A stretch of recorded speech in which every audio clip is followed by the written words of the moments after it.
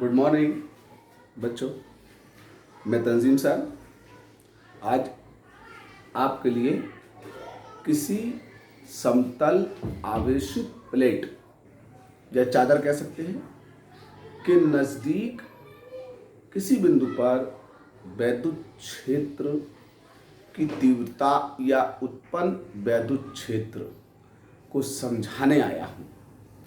अक्सर बच्चों को इस टॉपिक में परेशानी होती है, तो पहले तो ये समझना चाहिए कि समतल आवेशित चादर कहे या समतल आवेशित पृष्ठ कहे, वो चालक होना चाहिए, यानी कि उस पर आवेश की मात्रा फैलनी चाहिए। ठीक है भाई, होता क्या है कि वैद्युत क्षेत्र यानी कि हमें उसे आवेशित करना है, किसे?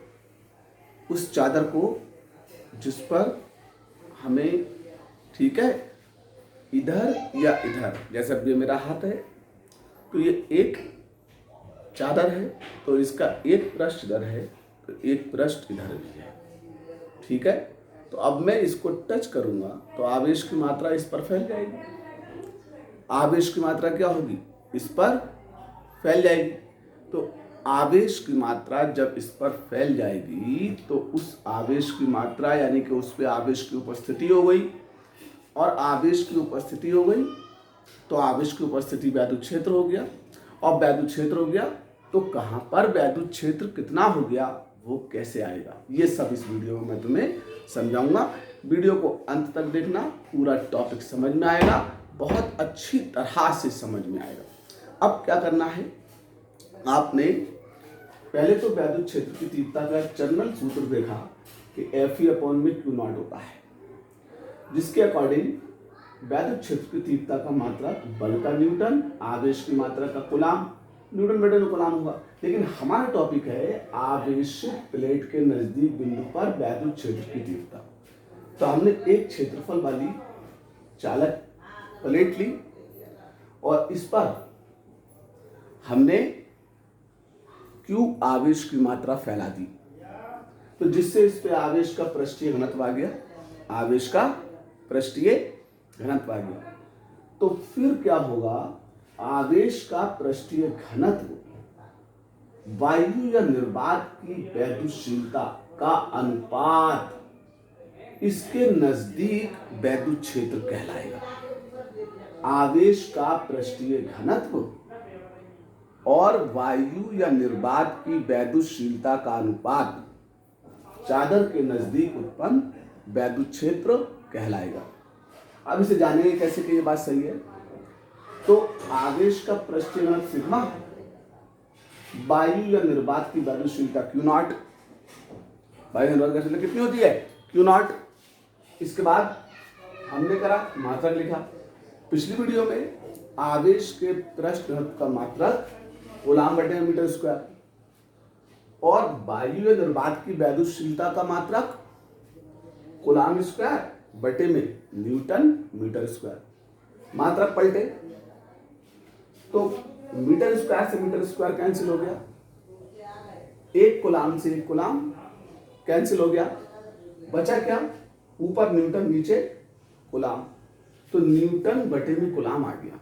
इसका मतलब जो वैद्युत क्षेत्र की तीव्रता का बेसिक था वो इस डेफिनेशन में आया। किस डेफिनेशन में आया?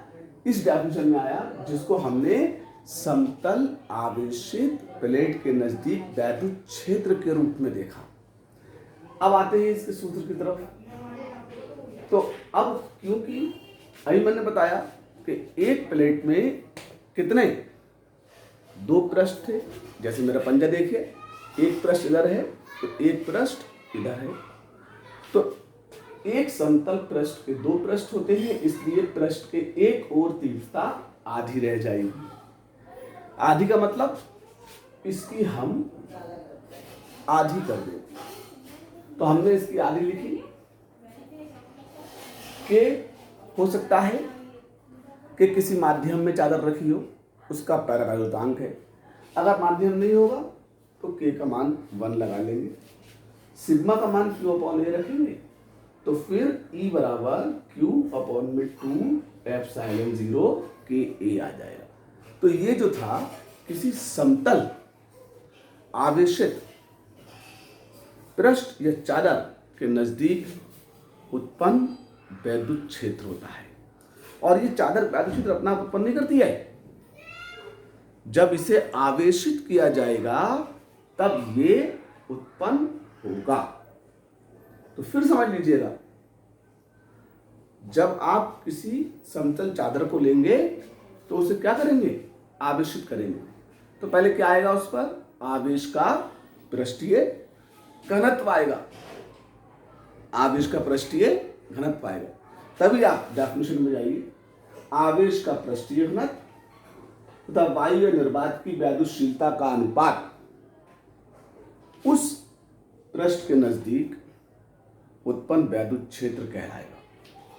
फिर क्या है, आवेश का पृष्ठीय घनत्व सिग्मा से, वायु निर्वात की वैद्युतशीलता को एप्सिलॉन नॉट से रख दीजिएगा। अब इसे चेक करें क्या बाकी बात ये वैद्युत क्षेत्र की तीव्रता है, तो इसकी पोल कौन खोलेगा, मात्रक खोलेगा, मात्रक। तो वैद्युत क्षेत्र की तीव्रता का मात्रक न्यूटन बटे में कूलाम होता है। तो क्या इस सूत्र से न्यूटन बटे में कूलाम मात्रक आ जाएगा?